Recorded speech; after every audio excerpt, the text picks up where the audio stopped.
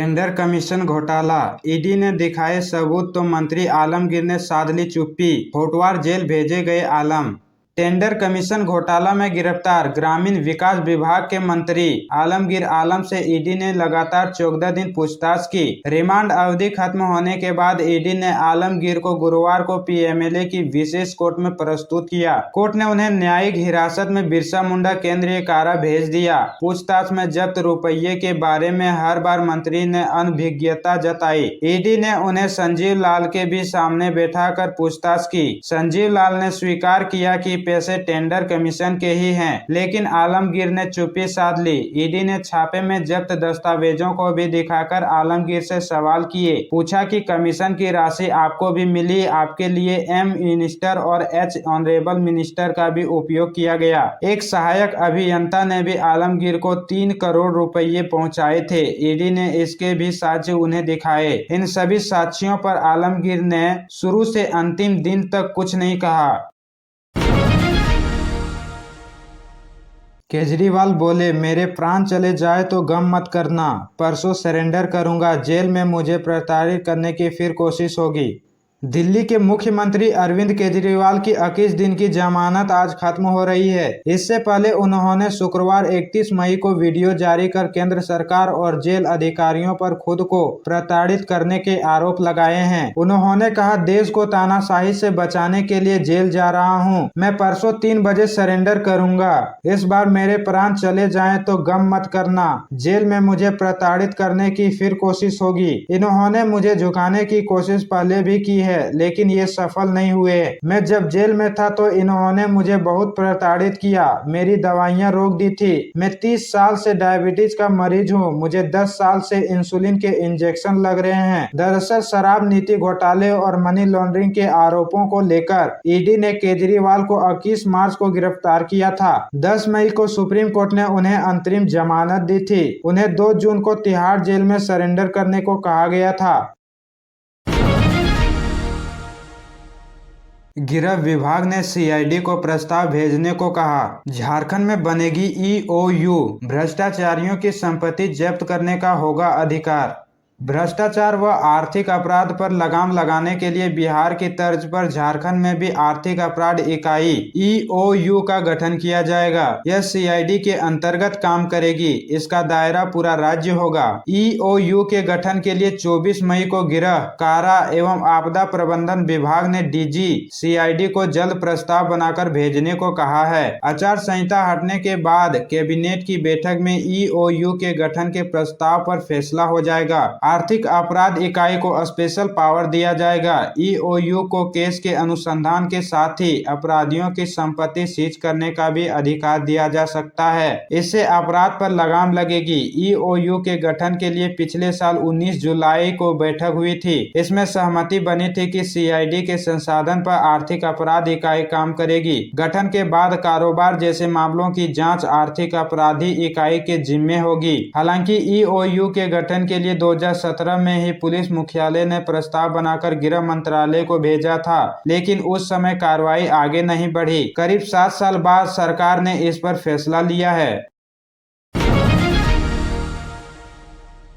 दिन भर चला पुलिस का जांच अभियान। पुलिस बाइक जांच में लगी रही। अपराधियों ने सरसों तेल लदे पिकअप को किया अगवा।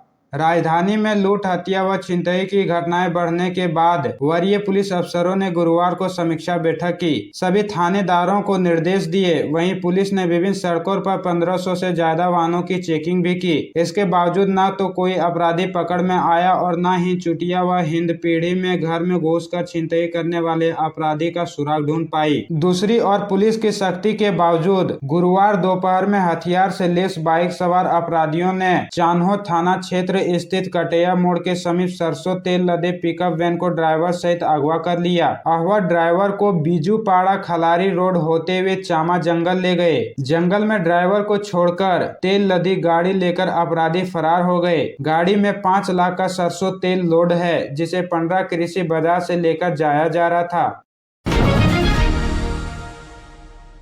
प्रमोशन तिथि सुधारने का हाई कोर्ट से आदेश आने के बाद जेपीएससी को अपनी गलती का हुआ एहसास। झारखंड लोक सेवा आयोग जेपीएससी स्थापना काल से विभिन्न नियुक्ति परीक्षाओं में गड़बड़ियों को लेकर सुर्खियां में रहा है। अब रांची यूनिवर्सिटी के 7 शिक्षकों को प्रमोशन देने के 12 साल बाद वापस लेने को लेकर चर्चा में है। हाई कोर्ट द्वारा विवि शिक्षकों की प्रमोशन तिथि में सुधार डेट शिफ्टिंग का आदेश देने के बाद जेपीएससी को पता चला जिस नियम से प्रमोशन दिया गया था वह उस समय अस्तित्व में नहीं था। इसलिए जेपीएससी ने विवि शिक्षकों को प्रमोशन वापस लेने का लेटर जारी कर दिया है। शुक्रवार को रांची यूनिवर्सिटी के वीसी डॉक्टर अजीत कुमार सिन्हा की अध्यक्षता में होने वाली सिंडिकेट में प्रमोशन वापस लेने का प्रस्ताव रखा जाएगा, जिस पर सदस्य चर्चा कर निर्णय लेंगे।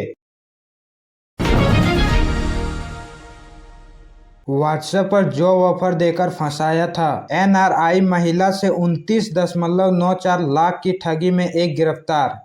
साइबर थाना पुलिस ने एनआरआई महिला से 29.94 लाख रुपये की ठगी मामले में एक आरोपी रविशंकर द्विवेदी उर्फ राजू को दिल्ली से गिरफ्तार किया है। आरोपी नई दिल्ली के श्याम विहार फेज 1 का रहने वाला है। पुलिस ने उसके पास से एक सिम, कॉर्पोरेट इंटरनेट बैंकिंग के क्रेडेंशियल के आदान प्रदान व साइबर ठगी से संबंधित व्हाट्सएप चैट बरामद की है। पुलिस ने ठगी के रुपये में से 9,36,000 रुपये फ्रीज भी करवाए हैं। ठगी के मामले में डोरंडा की रहने वाली पीड़िता ने 9 मार्च को साइबर थाना रांची में प्राथमिकी दर्ज कराई थी। पीड़िता के अनुसार वह लंदन में रहती है और कुछ दिनों के लिए रांची आई थी। इसी दौरान साइबर अपराधियों ने उससे व्हाट्सएप के माध्यम से संपर्क किया और इंस्टाग्राम पर वीडियो लाइक की स्क्रीनशॉट भेजने का पार्ट टाइम जॉब ऑफर किया। हर टास्क के पैसे दिए जाते थे। शुरुआत में कुछ टास्क के पैसे देकर विश्वास में लिया। इसके बाद एक वेबसाइट पर अकाउंट बनाने के लिए बोला गया।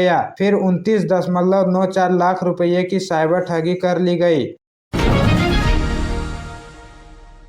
लोकसभा चुनाव के अंतिम चरण का चुनाव प्रचार खत्म। 6,258 मतदान केंद्रों पर 53.24 लाख वोटर 52 प्रत्याशियों के भाग्य का करेंगे फैसला।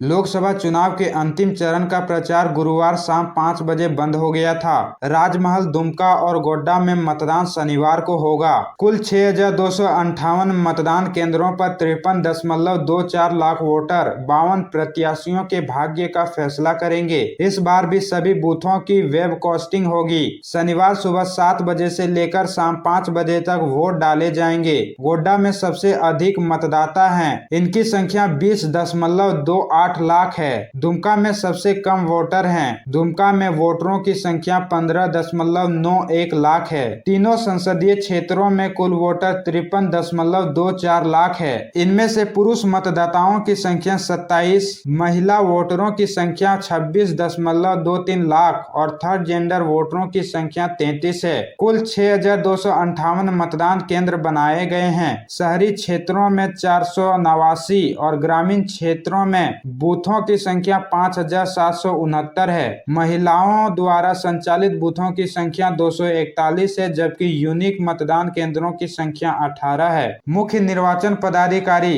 के रवि कुमार ने बताया कि शांतिपूर्ण मतदान के लिए सारी तैयारियां पूरी कर ली गई है। अधिक से अधिक मतदान हो, इसके लिए हम सभी प्रयत्नशील हैं। किसी भी अनहोनी से निपटने के लिए बाइक सवार क्विक रिस्पॉन्स टीम की भी तैनाती की गई है।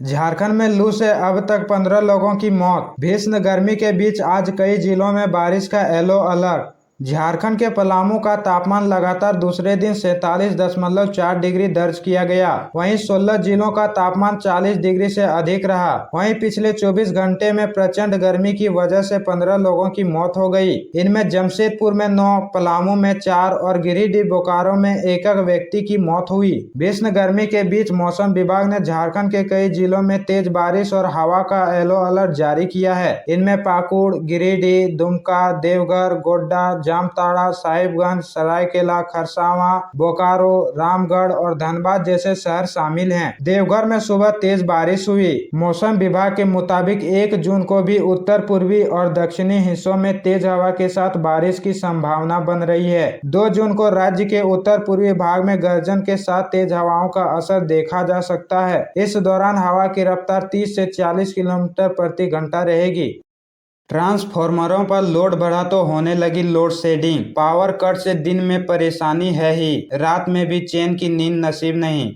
राजधानी रांची में भी दिन में आसमान से आग बरस रही है। बुधवार को अधिकतम 43 डिग्री के बाद गुरुवार को भी गर्मी का कहर जारी है। दिन में पारा 42 डिग्री तक पहुंच गया है। वहीं बिजली की आंख मिचौनी ने उपभोक्ताओं के पसीने छुड़ा दिए हैं। बिजली की खपत और लोड बढ़ने की वजह से कुछ इलाकों में आपूर्ति में कटौती की गई। इससे दिन में तेज धूप व गर्मी ने तो लोगों को परेशान किया ही है। लोड शेडिंग से रात में चैन की नींद भी नसीब नहीं हो रही है। पिछले 3 दिनों से रांची में पीक आवर में बिजली की मांग बढ़कर 400 मेगावाट पहुंच गई है। अचानक 40 से 50 मेगावाट अतिरिक्त बिजली की मांग रांची में बढ़ गई है। इस वजह से ग्रिड से सप्लाई होने वाले इलाकों में लोड शेडिंग करनी पड़ रही है। दिन में कई इलाकों में 1 घंटे तो कहीं में 2 से 3 घंटे बिजली कट रही है। बिजली की मांग अचानक बढ़ने से कई इलाकों में ट्रांसफार्मरों में तकनीकी खराबी आने लगी है। रांची में सामान्य दिनों में 330 से 360 मेगावाट बिजली की मांग रहती है, लेकिन तापमान बढ़ने से एसी, कूलर और पंखे ज्यादा चल रहे हैं। इस वजह से बिजली की खपत बढ़ गई है। वहीं पूर्व की मांग के अनुरूप ही आपूर्ति होने से परेशानी हो रही है।